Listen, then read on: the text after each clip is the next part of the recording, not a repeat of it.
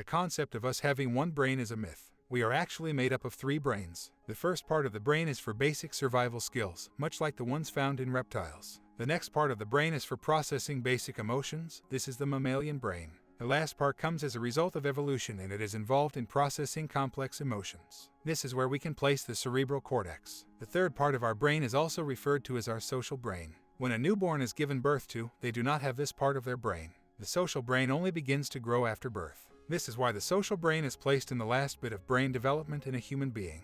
The quality of your social interactions directly influences your brain's development.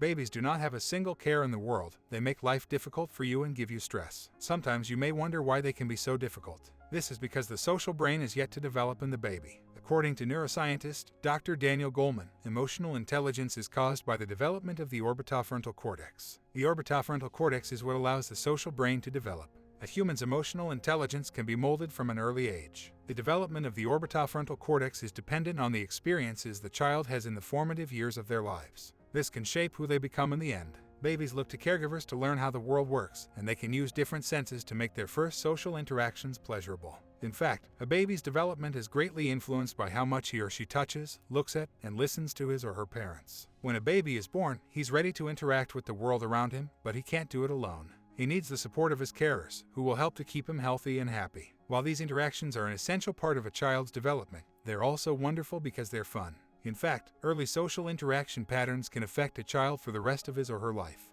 As long as babies and their carers are able to form great and positive bonds, then there is nothing to worry about. Genetics play a key role in determining who we end up becoming. Children are born with everything they need to survive. This includes neurons in the brain, although genetics play a role in how these neurons connect. The outside environment also plays a key role in the final form of connections that would be made in the brain of the child. The people they interact with, the content they consume, the environment they find themselves in, and more play a major role in the development of the child. In many species, offspring are unable to survive independently from their parents. In humans, babies with dependent needs receive care from their parents for several years. This is no secret to many of us, as we know this already. We know babies cannot bathe themselves, cook or cater for themselves. All of this is common knowledge. No wonder babies lose their calm when they are not with their caregivers. They go ballistic. According to neuroscientists, this is also linked to the corticotropin release factor, or CRF. It is a fear hormone. It is released when babies are taken away from their caregivers. As a result of the heavy dependence babies have on their caregivers, there is an increase in this hormone, leaving the baby to act how scared babies act.